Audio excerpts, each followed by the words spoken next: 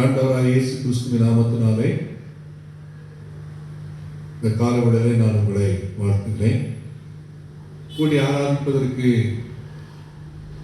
முடியாத காரணத்தினாலே நாம் ஆங்காங்கே வீடுகளில் இருந்து தேவனை பாடி துதித்து ஆராதித்து தேவனுடைய பிரசனத்தை உணர்ந்து தேவ பலனை அனுபவித்து வருகிறோம்.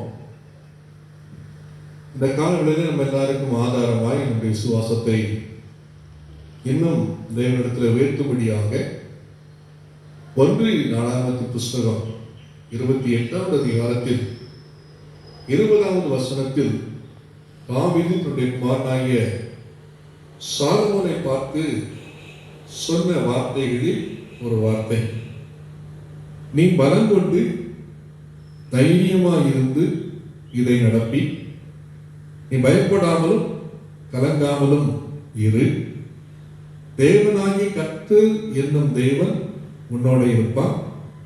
கர்த்தருடைய ஆலயத்தை கட்டுகிறதற்கு அடுத்த சகல கிரியைகளையும் நீ முடித்து தீரும் மட்டும் அவர் உன்னை விட்டு விலகவும் மாட்டார், உன்னை கைவிடவும் மாட்டார் என்று அந்த வசனத்தில் வாசிக்கிறோம். தாவீது தன்னுடைய குமாரனாகிய சாலமோனை பார்த்து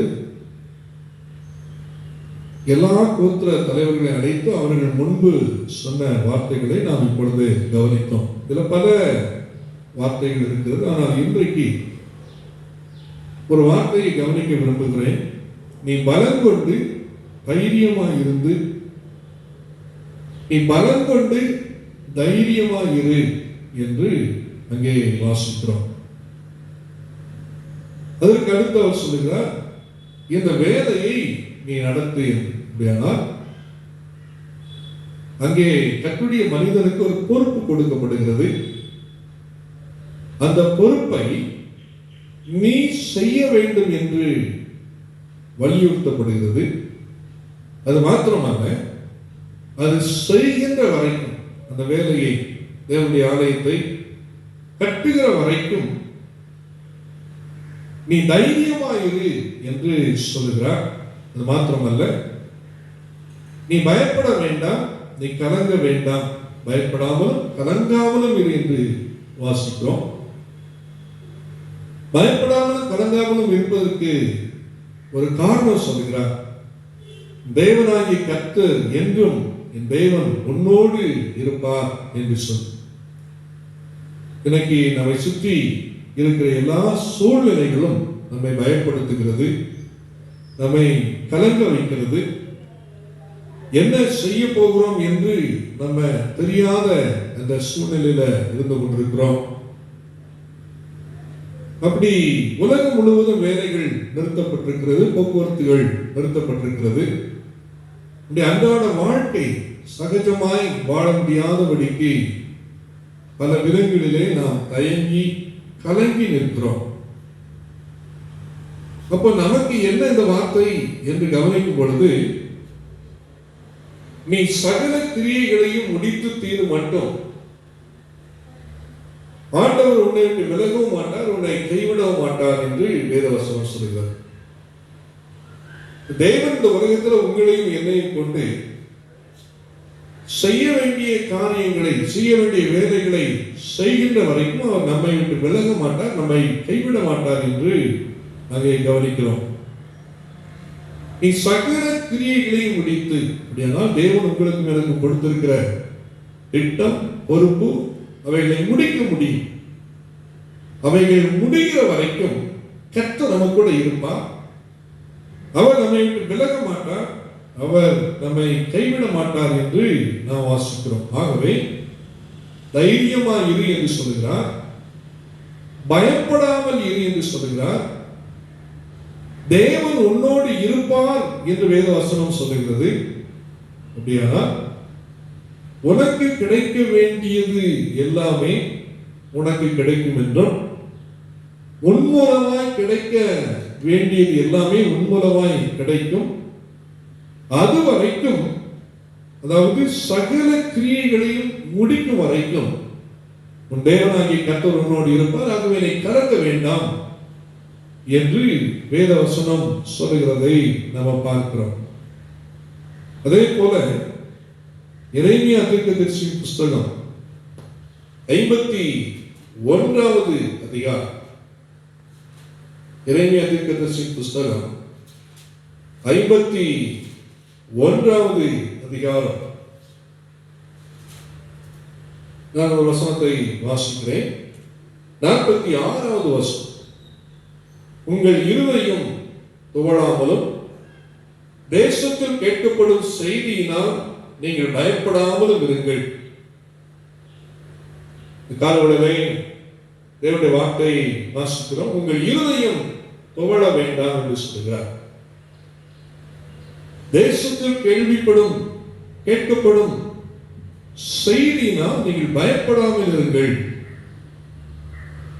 தேசத்திலே நம்மை சுற்றி ரேடியோ திறந்தா, இல்ல டிவி திறந்தா, நம்முடைய கைபேசியை நாம் பார்த்தா, எல்லா இடங்களிலேயும் நம்மை பயமுறுத்துகிறதான வார்த்தைகளை தான் நாம் கேட்டுக்கொண்டிருக்கிறோம்.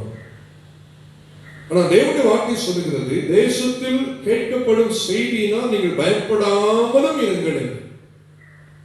எந்த செய்தி நம்முடைய காதுக்கு வந்தாலும், அது எதிர்மறையா இருந்தாலும், அந்த செய்திகளை கேட்டு நாம் பயப்பட வேண்டியது இல்லை என்று வேதவசனம் சொல்லுகிறது. ஏனென்றால் ஒரு வருஷத்திலே ஒரு செய்தி கேட்கப்பட்டு பின்பு மறு வருஷத்திலே வேறு செய்தி கேட்கப்படும். அப்படியானால் இந்த செய்தி மாறும், இந்த சூழ்நிலை மாறும் என்று வேதவசனம் சொல்லுகிறது. நாம் வெளியே சரியாய் எல்லா வேலைகளையும் செய்ய முடியாதபடி வீட்டுக்குள்ளேயே முடங்கி இருக்கிறோம்.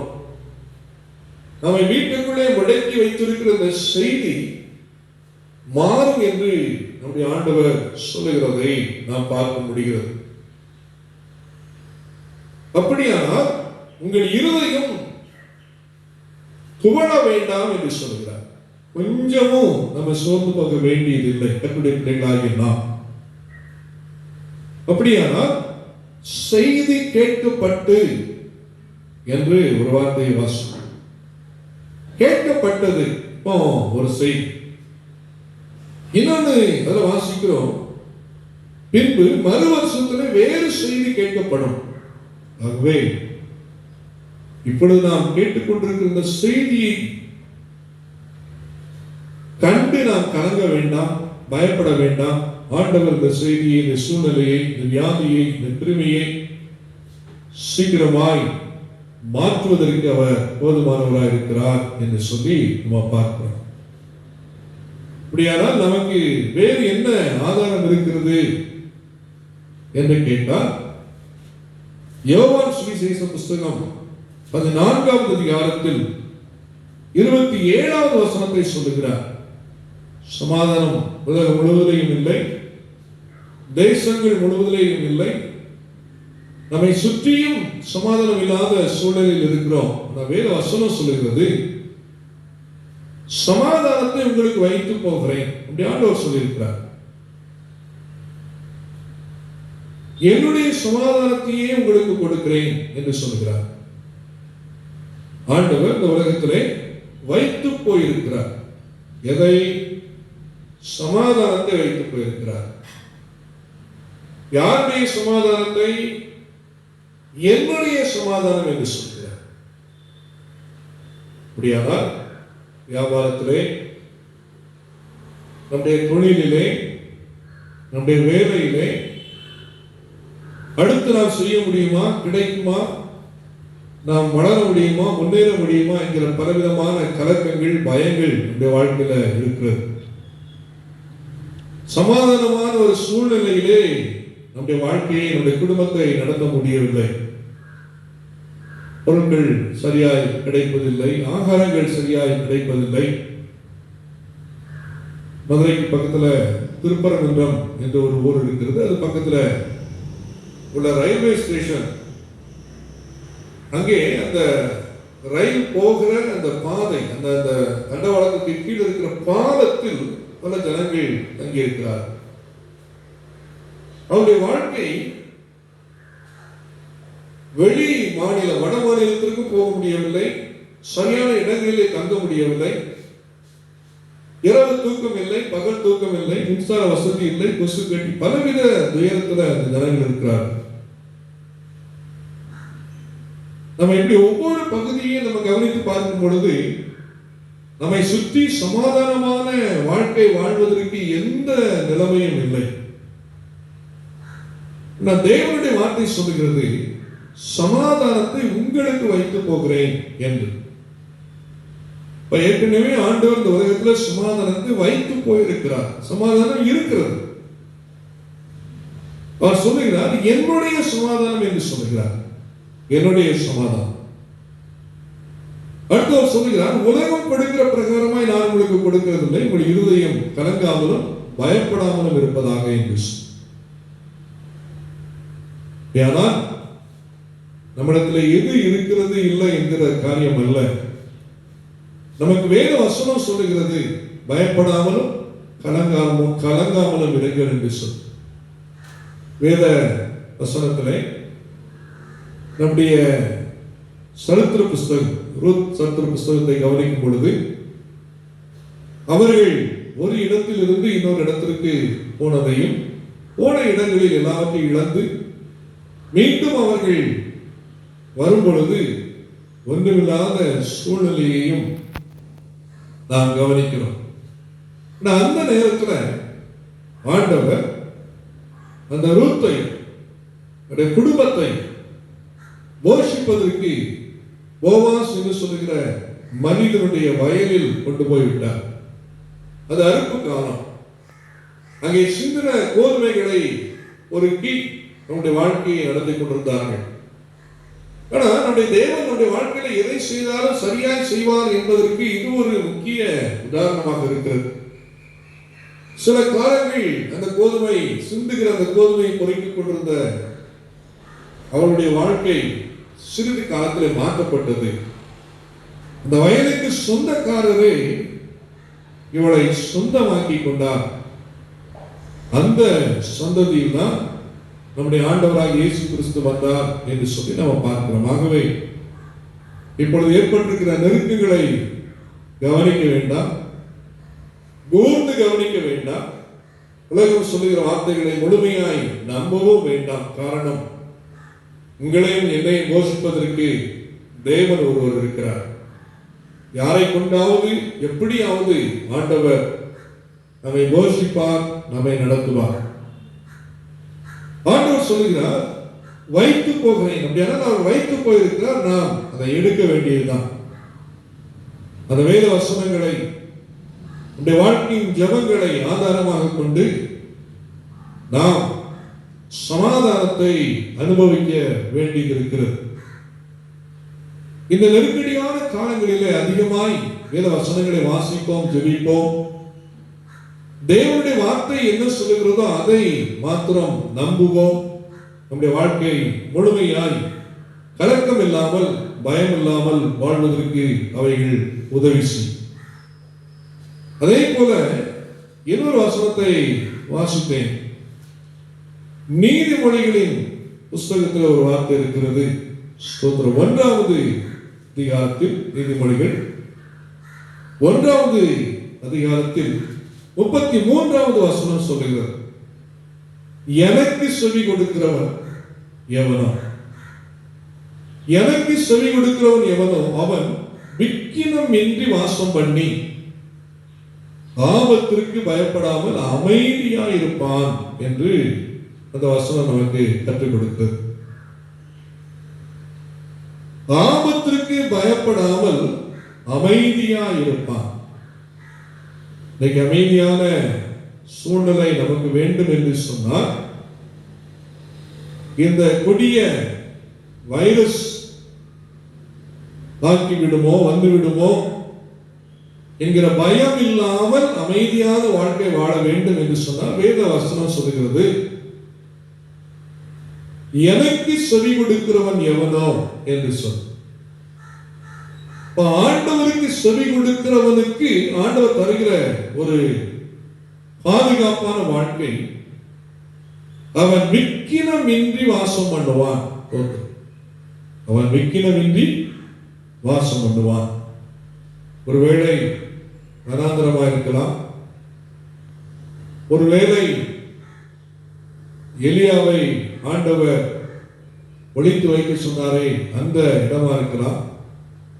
எல்லாவற்றிற்கும் மேலாக நம்முடைய ஆண்டவர் நாம் சமாதானமான வாழ்க்கையை வாழ முடியும் என்று சொல்லுகிறார். ஒன்று மாத்திரம் நினைவுபடுத்துகிறேன், எனக்கு செவி கொடுக்கிறவன் எவனோ.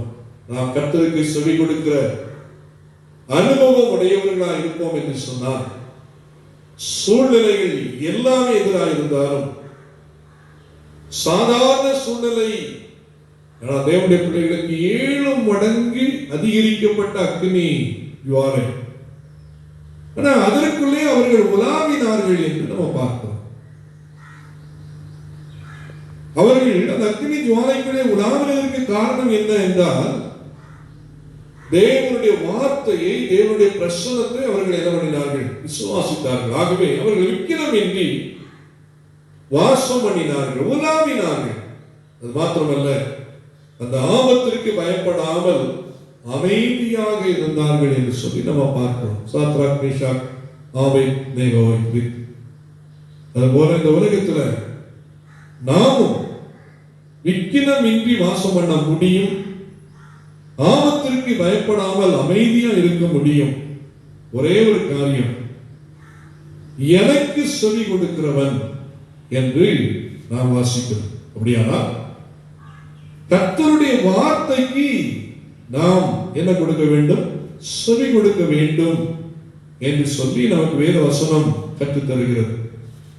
இந்த கர்த்தருடைய வார்த்தை குறித்து எரேமியா 15வது அதிகாரம் 16வது வசனத்தில் சொல்லுகிறார், உடைய வார்த்தைகள் கிடைத்த உடனே அவைகளை உட்கொண்டேன் என்று சொல்லுகிறார். தேவனுடைய வார்த்தைகள் கிடைத்த உடனே நான் என்ன பண்ணினேன்?